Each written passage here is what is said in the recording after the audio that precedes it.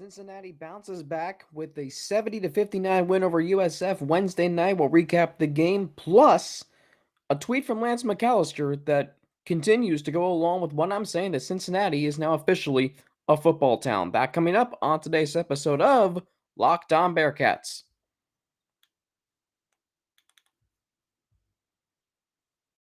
You are Locked On Bearcats, your daily podcast on the Cincinnati Bearcats, part of the Locked On Podcast Network, your team every day.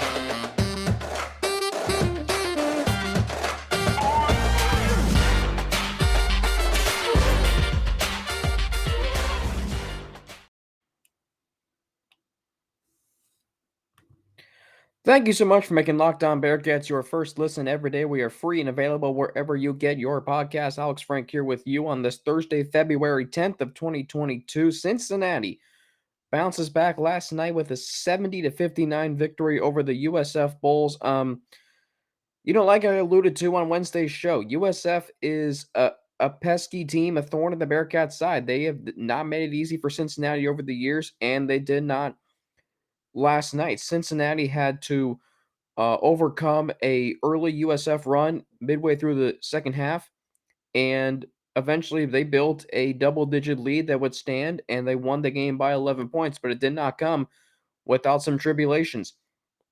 Cincinnati for the game shot 23 of 49 from the floor. They only attempted 49 shots. USF put up 55. But the one thing the Bearcats did do well was they did shoot well from three. 10 for 21. Another 10 made threes game for Cincinnati. They have really shot the ball well from three at times this season. And over the last three games, they had not. This game they did. They were only 14 of 22 from the free throw line, but that ultimately did not come back to bite them. USF was 14 for 21. Cincinnati pulled down 37 rebounds to USF's 30, but the one area where Cincinnati struggled again is turnovers. They committed 19 turnovers. 19 turnovers. Now, Wes Miller did say after the game that he'll be as happy as can be if the Bearcats win by double digits, despite turning the ball over 19 times. But at the end of the day, 19 turnovers is way too much against a USF team that's just simply not very good. They only turned the ball over 13 times. The Bearcats dished out 9 assists. USF dished out 10. Cincinnati had 8 steals and 17 points off the bench. There were 9 ties and 7 lead changes in this game. Cincinnati got 15 points off turnovers, 6 second chance points, 4 points on the fast breaks. I did think Cincinnati, they have these spurts where they play well offensively. And again, it all goes back to consistency. It really does. We kept hearing that from John Brandon with consistency and doing what they do well at certain times in a game and over the course of a stretch. But listen to this quote from Wes Miller. Wes Miller said this after the game last night, and it shows why I do think Cincinnati is going to be successful with him as head coach. So Wes Miller said this, and I'm going to compare it to what you would hear from John Brandon frequently. So Wes Miller said this, and quote, "I absolutely believe we can be more consistent, but we have to work at it. That was the message the last couple of days. We can't get tired of the work, and sometimes the work is repetitive when you get in February. Every team has those moments where you get to this point of the year and you're doing the same drills, playing against the same guys, and it's the same point of emphasis every day. And you know what? That's how it works. Being great is not doing something well or knowing how to do something. It's learning how to excel at something. Sometimes that can be repetitive and boring.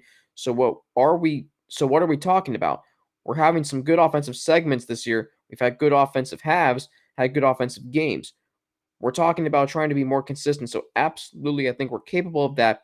but we have to work at it to do it.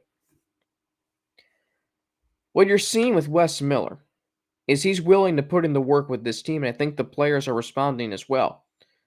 I was reading Justin Williams' piece on David DeJulius that dropped yesterday morning. He talked about how much he loves playing for Wes Miller. How they have a bond, how they do things very similarly on the court and off the court, and how Wes Miller lets him be who he wants to be on and off the court. You didn't hear that a lot from John Brandon. And with Mick Cronin, he understood when you get to this time of year, you know who you're playing against. It's no secret. You're going up against the same players.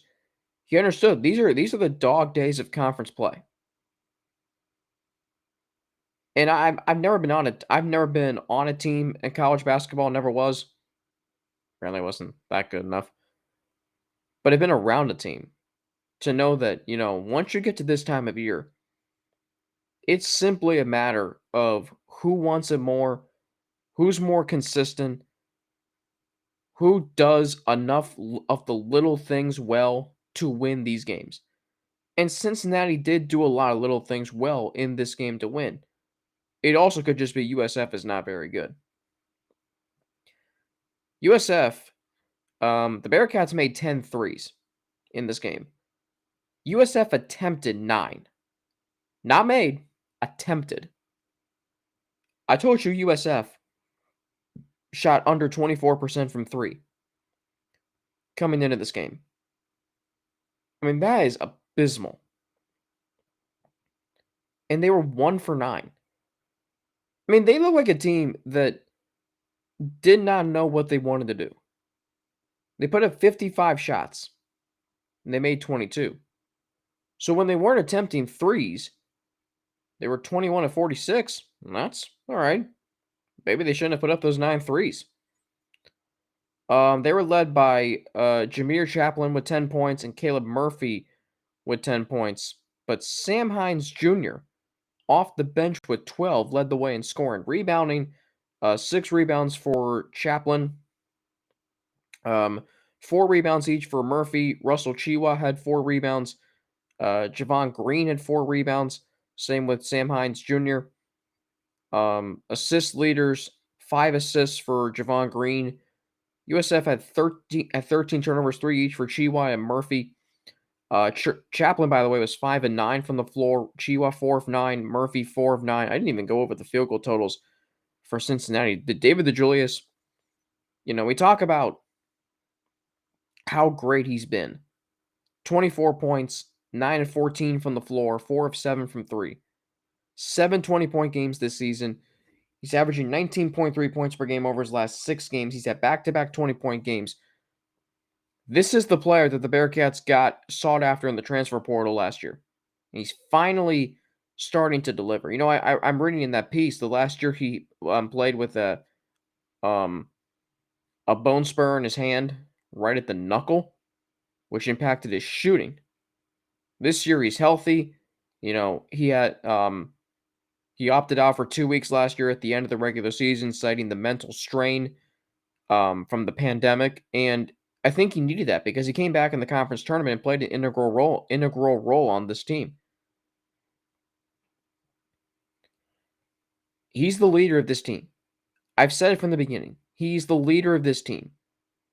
And now you're starting to see him just completely take over games. Sunday, he kept the Bearcats in the game. In this game, he took it over. 16 points and 4 threes in the first half. 32 minutes of play. Very productive 32 minutes of play. More on this game next, and then I'll get into what Lance McAlister tweeted that it's just such an accurate tweet. That's next here on Locked On Bearcats. But first, I got to tell you about betonline.net. Make sure I know when I'm starting this live read for timestamp purposes. BetOnline has you covered this season with more props, odds, and lines than ever before as football continues its march through the playoffs and into the big game in 3 days. BetOnline.net remains the best spot for all of your sports scores, podcasts, and news this season. And it's not just football. BetOnline is up to the minute info on pro and college hoops, NHL, boxing, UFC, along with live real-time updates of current games. So don't wait to take advantage of all the new amazing offers available for the 2022 season. Bet online, where the game starts.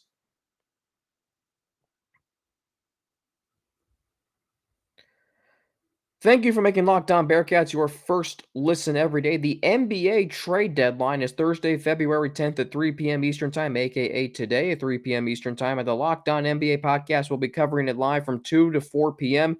Join Kim Becker, John Carolus, and Locked On Fantasy Basketball host Josh Lloyd to get analysis of every blockbuster move. Subscribe to Locked On NBA YouTube and turn your notifications on so you know when they go live. When I'm saying 3 days away from the Super Bowl, like it's starting to get real. You get that feeling, that butterfly feeling in your stomach of 3 days away from our hometown team playing in the Super Bowl. Like it's starting to get real. James Rapine, Jake Lisco, they're out in LA. Mo Eggers out in LA. Paul Dehner Jr. and Jay Morrison, they're out in LA. All the news crews are out there, TV news. Tanya O'Rourke and the crew from WCPO Channel 9 News. Mark Slaughter, George Vogel, WLWT News 5, where I used to intern when I was a student at UC. They're all out there.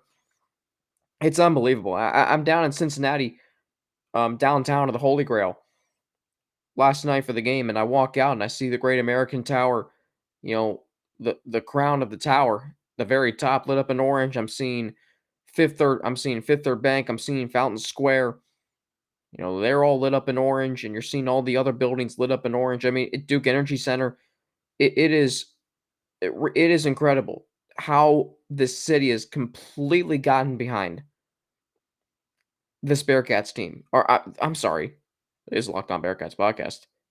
Uh, this Bengals team. It really is.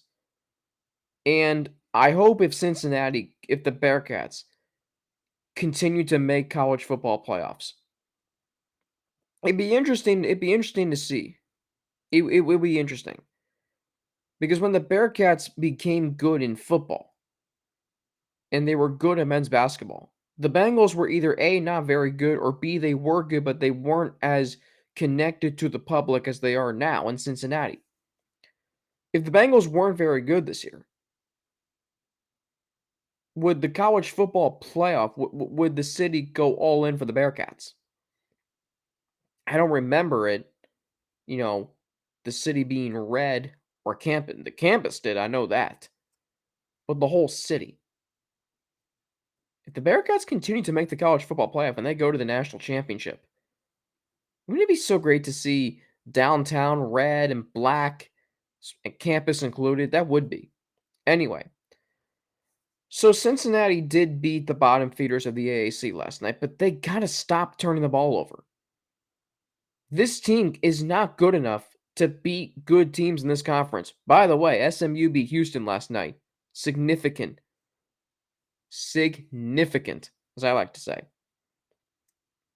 And John Rothstein. Cincinnati can't turn the ball over and expect to beat SMU in Houston. It almost cost them against ECU. It did cost them against Temple. This is a team that has to do every little thing right to have a chance of playing in the NCAA tournament. They're 16-7 and they're 6-4 in the conference.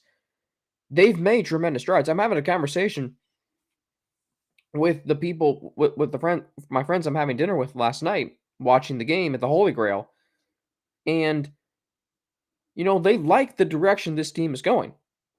Oh, I mean, one of my friends was there. The current sports director of UC's student-run media organization, Bearcats Media, Sean McMahon, who's my successor. He was saying that if you would have told me that we would be this far along in the development under Wes Miller, he would have thought you were crazy. And I think a lot of us, when Wes Miller took over, one player who we knew was going to be a part of this team was David DeJulius. And he's such an easy guy to root for. I'm reading comments from Justin Spees in The Athletic and fan comments, and one commented, every time he reads something that he gets more of an appreciation for David DeJulius and his classiness, his humbleness. And that's the kind of player you want to drive your team. Especially, those that are full on invested in the program. Whether you're a fan, whether you're a donor, whether you're, you know, a spokesperson, whatever. You have David DeJulius representing your program. You're in good hands. He's very consistent. Your heart and soul, the heart and soul of your team is always consistent. CJ Uzama's that for the Bengals. Desmond Ridder was that for Cincinnati for the Bearcats football. David DeJulius is that this year. The heart and soul of this Bearcats team 4 years ago was Gary Clark. Consistent every single game. The heart and soul of the Bearcats 2 years ago was Trey Scott. Brought it every single night. You could argue he was the heart and soul of the team 2 years ago. Got better and better as that season wore on. I would argue the heart and soul could be Justin Jennifer. But you're seeing David DeJulius being consistent. And he's able to do it this year because he's healthy. You saw potential last year. He only averaged under 10 points a game. This year he's averaging over 13 a game. On a team that struggles to score at times, he's going to be the one, the driving force. And then there's Jeremiah Davenport, who might be the most electrifying player on this team. You want to think he's the best player, maybe. I do. But the reality is he's not. The reality is Jeremiah Davenport, and Sean put it beautifully to both me and Zach Freese, my former co-host at Bearcats Media, who was also with us last night. Sean said it. Davenport makes 1 3, and then he misses 5 in a row. Davenport is an electric player. But if you're an electric player, think of Lamar Jackson for a minute. If you make 1 3, you're going to get a lot of confidence and start shooting the heck out of the ball. It may not go in.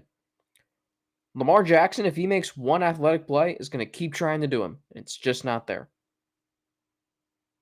They ride the highs. They need to be level-headed. Good shot selection. Jeremiah Davenport's game is he shoots threes and he drives in the fast break. I need to see Jeremiah Davenport take someone to the rim on a set offensive play. He's a really good player. You could argue he's the heart and soul of this team. I would say David DeJulius is. But Jeremiah Davenport could be a lot better. There's still so much rawness to his game. Yes, he can shoot lights out. Yes, he's athletic. But he needs to develop a little bit. He needs to be more consistent with his shots. And if he is, this team can go a long way. By the way, Abdullah Adu last night was really good. Like, he was a stat sheet stuffer last night. 4 points, 8 rebounds, 3 blocks, 2 steals. That's exactly what you need to see from your big man. There was a front court presence last night with Abdullah Adu.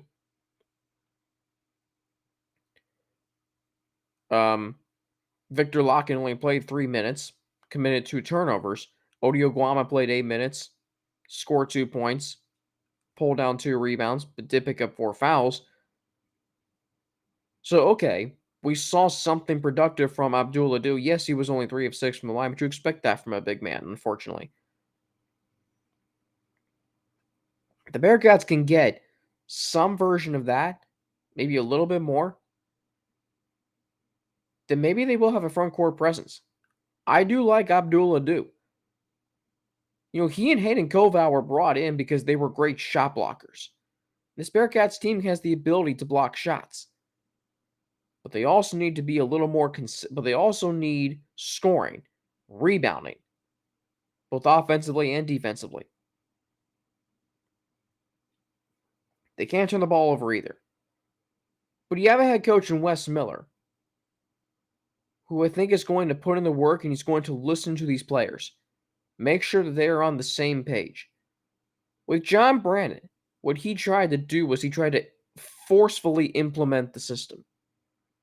And when it wasn't working, he was frustrated. You see him, he was so reserved, and it felt like he was something bigger than who he was. He never related to the players. And that ultimately caused his downfall at Cincinnati. Wes Miller is willing to listen to these players. He's a player's coach. That doesn't mean he's not hard on them. You listen to him in his post-game press conferences, and you think he's about to go run through a brick, and he's about to tear into every single player in the locker room after the game. I don't think he does that. But at least you're seeing that Wes Miller knows where this team needs to get better, and they're going to. And unfortunately for seniors on this team, like DeJulius, this year may not be the year they make the NCAA tournament. But there's going to be a foundation in place. There is going to be a program that I believe, if not this year, next year or the year after, they will be back and they will be in the NCAA tournament. Wes Miller is the right man for this job. Wes Miller is focusing on offense. He knows they need to get better on offense. Mick Cronin would never tell you that. Like I said, Mick Cronin walked into his post-game press conference after the Ohio State game in his final season when the Bearcats scored 56 points and shot 4 of 29 in the first half, and all he harped on was getting better on defense. Wes Miller at least acknowledges that it's both sides of the game that contribute to wins. So he's bringing back Bearcat roots, but he's also putting an emphasis on offense. That's a coach that's going to get the Bearcats into the next era of Bearcats basketball. John Brandon was, unfortunately, just a little blip in the program's history. Bearcats got it done 70-59. Last night in Tampa, they improved to 16-7, 6-4 in AAC play. They're back at it Saturday night at Tulsa. It's a 7 p.m. game again. It's on ESPN Plus. You can listen to the game locally on 700 WLW. I'm not sure who's doing the game. I know Terry Nelson is, so I'll have to find another play-by-play man. It won't be Dan Horn. He'll be in LA. I think Mo Egger will be too, so I'm not sure who that will be on 700 WLW. Up next, what Lance McAlister tweeted earlier this week after the Bengals Super Bowl opening night pep rally, and why it perfectly correlates into my platform of why Cincinnati is now officially a football town. All that's next on Locked On Bearcats.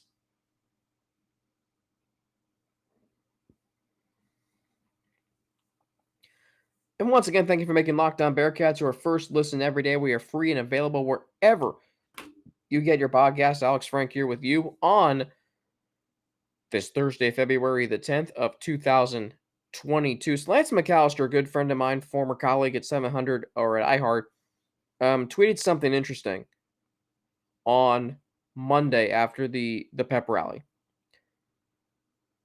Well, this wasn't on Monday. This was on Tuesday.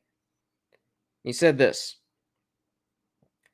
I've often said I'm a product of the Reds' Big Red Machine, aged 9 through 10 in 1975-76. Never underestimate the power and impact of this Bengals season on kids and what it will mean for the future around this city.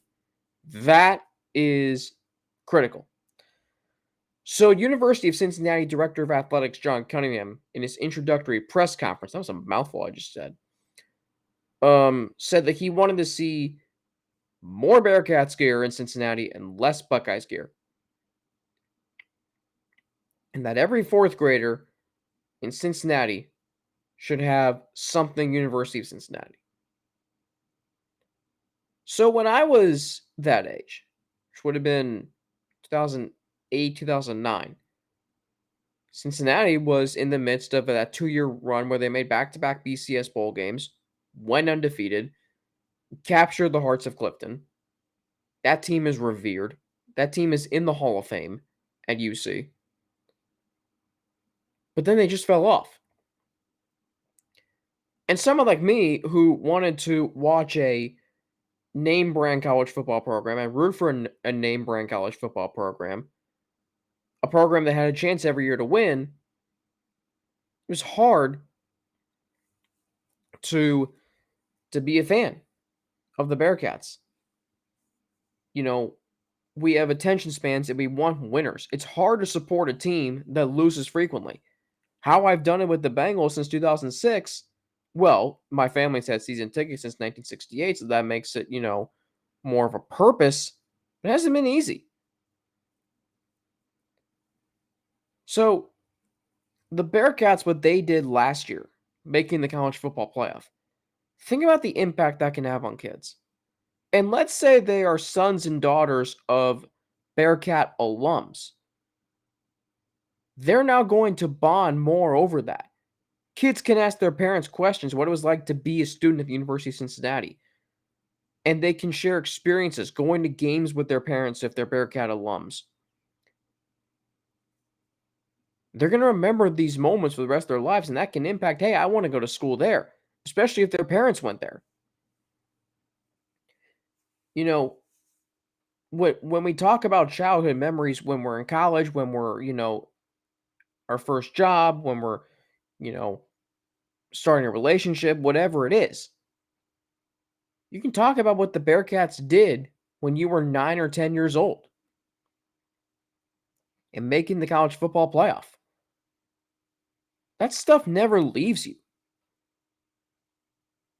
Lance McAlister also, there was one show, he mentioned the term seminal moments. You have some seminal moments in your life when you're 7 or 8, and you always remember them. Like, I'll give you an example. When I was 8, which would have been 2006, the Bengals were supposed to be really good that year, coming off a 2005 season where they won the AFC North. They had a very, very talented offense, a defense that wasn't very good, but did thrive off of forcing turnovers. That team went 8-8. That team missed the playoffs. They lost their last 3 regular season games. The fashion in which they lost their last two. Botch snap on an extra point, and then a missed field goal, and then giving up the game-winning touchdown to Pittsburgh in overtime in Week 17. That stuff never leaves you as a fan, because then you expect them to keep losing games like that. When you experience a seminal moment like that as a sports fan at age 7 or 8, it stays with you. So for young fans of the Bearcats, to see them beat Notre Dame, to see them beat Houston in the scene in Nippert Stadium, the flashing lights and the storming of the field, and seeing them in the college football playoff, and seeing them go toe-to-toe with Alabama, that stuff is not going to leave the minds of fans. And for 4th graders, they don't have to turn their attention to Ohio State because they're better than Cincinnati. Ohio State didn't make the playoff this year. Cincinnati did. Ohio State didn't go on the road and beat Notre Dame. Cincinnati did. Now, Ohio State didn't play Notre Dame, but they also lost to Oregon at home and they lost to Michigan. You remember this. That's why it's so important for young fans that are 9, 10 years old, 7 or 8 years old to experience these moments. Because then they can expect something, because then they can expect, and then they know that something good is going to happen. And if and you being a Bengals fan right now, there was a great comment I read, I forget where it was, it might have been The Athletic. And this man said, or this woman said, they said they don't want their kids to experience the losing that they went through. And that's what this season has done. This generation of fans could be used to a lot of success in Cincinnati. They could get used to it. And those 9 and 10-year-olds that eventually they want to go to school at Cincinnati because they saw what they did this year. And for a sport like football, which is the most popular sport in America, when your hometown team is that successful, that leaves a mark on you. And it creates these expectations and it gives you hope and it makes you feel proud to be a fan of a team. Like when you're at school and with your friends and they ask you who do you root for and you say the Bearcats or the Bengals, you can feel proud to say that. I mean, when I said it, I was a fan because, they were my hometown team, because my family rooted for them. But believe me, I took a lot of heat for being a fan of the Bengals and the Bearcats. Bearcats football had some down years. Bearcats basketball had some down years. Stay loyal to them. It's paid off. That's why it's so important. The impact of a successful team can go so many different ways. For younger fans, 9 to 10 years old, they will always remember that. And that leaves a mark on them. If they want to go to school at UC, if they move to another state and go to another school there, and they can say, "Hey, I'm from Cincinnati," and then fans can ask them, "Hey, what was it like when they made the college football playoff?" Or what was it like when the Bengals went on that Super Bowl run? Maybe they win the Super Bowl. What was it like when the Bengals won the Super Bowl? So that's a huge impact. It makes a lot of sense. 8 Bearcats football players were invited to the combine, which is March 3rd through 6th on ESPN, or actually no, NFL Network. Those 8 players are Darian Beavers, Kobe Bryant, Brian Cook, Jerome Ford, Sauce Gardner, Alec Pierce, Desmond Ritter, Myjai Sanders. 8 Bearcats players invited to the combine. That is impressive. They are becoming a big time program, sending multiple players to the Senior Bowl and now sending 8 players to the combine. Like, no longer is this just a school that churns out an NFL player maybe once every 3 to 4 years. No. Desmond Ritter said he hopes this university can continue to be a great place that churns out great football players, great NFL draft prospects. And one school who is very good at doing that every year is LSU. And the host of the Locked On LSU podcast, Caroline Fenton, joins me tomorrow as she will talk Joe Burrow and Jamar Chase from her days covering them with the LSU Tigers. That's going to be a fun one. That's it for me today here on Locked On Bearcats. As always, you can follow me on Twitter at Frankie_90 with 2 N's, NNATI. You can also follow me on Instagram, AlexFrank9_, and email me at alex3frank@gmail.com. And once again, thank you for making Locked On Bearcats your first listen every day. Now make your second listen Locked On Bets, your daily one-stop shop for all your gambling needs. Locked On Bets is hosted by your boy Q with expert analysis and insight from Lee Sterling. It's free and available wherever you get your podcasts. Until I talk to you all tomorrow, until actually Caroline Fenton and I talk to you tomorrow, I'm Alex Frank for Locked On Bearcats. Have a great rest of your Thursday.